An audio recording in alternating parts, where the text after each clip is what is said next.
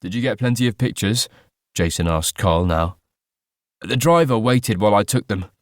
Carl smiled. Caroline wanted to get here, but I said everyone would wait for us.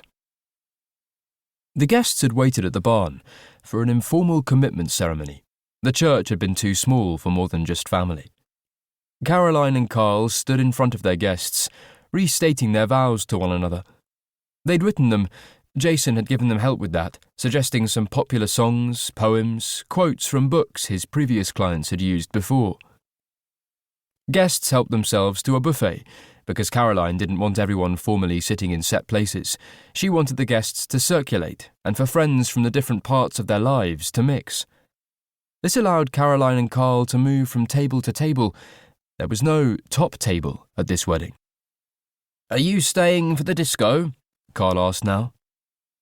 Jason liked to dance, but he had to drive home, and he knew that by the time the music started, most of the guests would be pretty jolly, having drunk the carver upon arrival at the barn, the free wine on the tables, and probably been to the bar to top up with their own money a few times.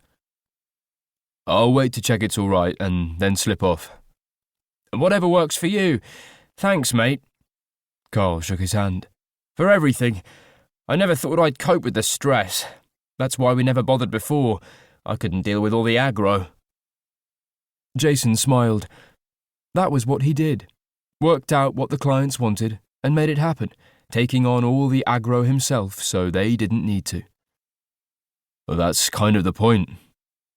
Will you say goodbye to Caroline before you go? I will. Carl grinned, waved, and left, slipping into the melee of people standing by tables, talking, eating the last bits of food left. Pete would have enjoyed a dance, Jason reflected. Early in the days of them dating, Pete had once led an impromptu kickline at a pub when the latest number one I'm a Movie Star from the Fridays, his favourite girl band, had started. Jason had leaned against the wall and watched Pete on stage, gathering others by gesturing and dancing alone on the stage.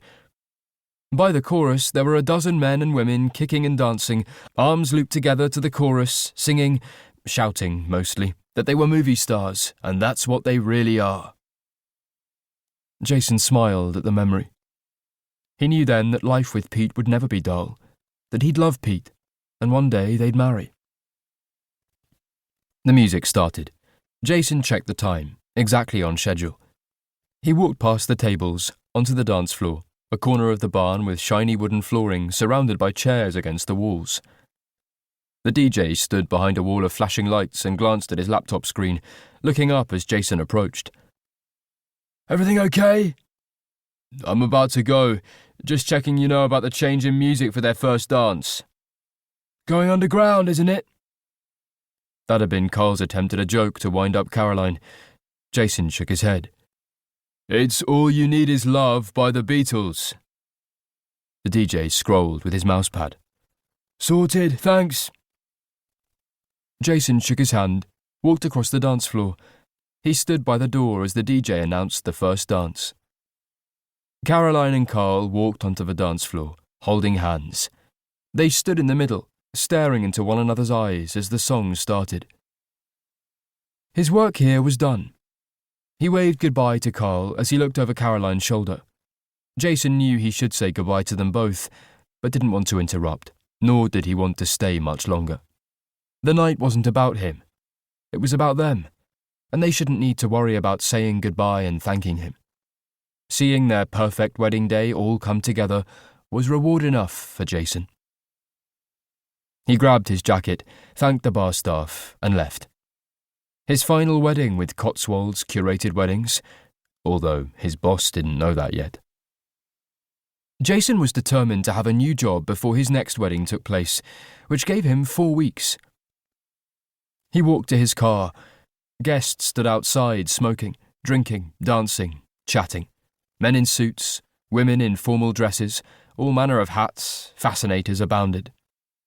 He loved seeing how people's versions of dressing up could vary so much.